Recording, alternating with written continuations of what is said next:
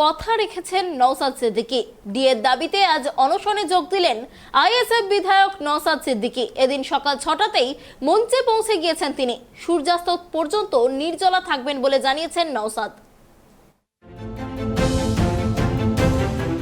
কেন্দ্রীয় হারে মহার্ঘ ভাতার দাবিতে সরকারি কর্মীরা যে অনশন চালিয়ে যাচ্ছেন, সেই মঞ্চেই এবার অনশনে যোগ দিলেন আইএসএফ বিধায়ক নওশাদ সিদ্দিকী। ধর্ণা মঞ্চে আগেও দেখা গিয়েছে তাকে, এবার সরাসরি যোগ দিলেন অনশনে। শনিবার সরকারি কর্মীদের যৌথ মঞ্চের এই আন্দোলন 51 দিনে পা দিল, আর অনশন চলছে 37 দিন ধরে। তাদের এই দাবিগুলিকে সমর্থন জানিয়ে এই অনশন বলে উল্লেখ করলেন বিধায়ক নওশাদ। এদিন সকাল 6টাতেই মঞ্চে পৌঁছে গিয়েছেন তিনি। অন্যদিকে শনিবার থেকে ডিজিটাল স্ট্রাইক শুরু করার হুঁশিয়ারি দিয়েছেন সরকারি কর্মীরা। এদিন সকালে নওশাদ পৌঁছানোর পর তার শারীরিক পরীক্ষা করা হয়। নওশাদ বলেন, আমি আগেই এসে বলে গিয়েছিলাম একদিন অনশনে যোগ দেব, সেই মতো আজ অনশন করছি। সূর্যাস্ত পর্যন্ত নির্জলা থাকব। রাজ্য সরকারকে বার্তা দিয়ে নওশাদ ওই মঞ্চ থেকে বলেন, সরকারের উচিত সরকারি কর্মীদের সঙ্গে একটা টেবিলে আলোচনায় বসা ও সমাধান সূত্র খুঁজে বের করা। কিছু চাওয়া হলেই সরকার বলছে টাকা নেই, অথচ খেলা মেলা করে প্রচুর টাকা অপাত্রে দান করা হয়েছে। কার্যত হুঁশিয়ারি দিয়ে নওশাদ বলেন, এই দাবি যদি এখন মেনে না নেওয়া হয় তাহলে আন্দোলন ছড়িয়ে পড়বে মঞ্চের বাইরে। গ্রামে গ্রামে পৌঁছে যাবে আন্দোলনের রেশ। এটা শুধু সরকারি কর্মীদের সমস্যা নয়, এটা অনেক বৃহত্তর সমস্যা।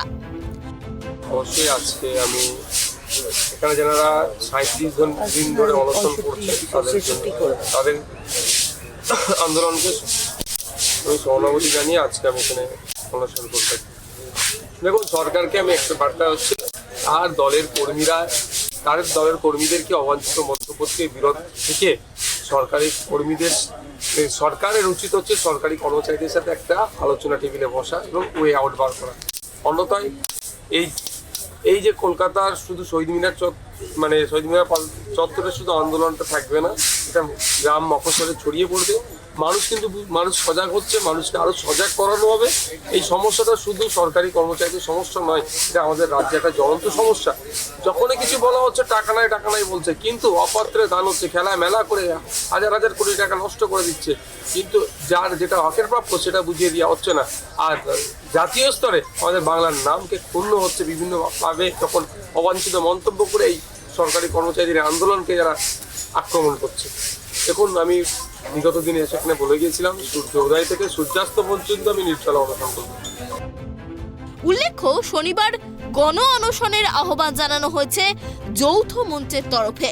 অনশনকারীদের দাবি শুধু নওশাদ নয়, আরও অনেক রাজনৈতিক ব্যক্তিত্ব তাদের সঙ্গে যোগ দিতে পারেন এদিন।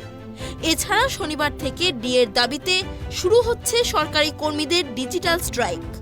কর্মীরা স্পষ্ট জানিয়ে দিয়েছেন, তাদের দপ্তরের হোয়াটসঅ্যাপ গ্রুপে কোনো নির্দেশ আসলে তা মানা হবে না।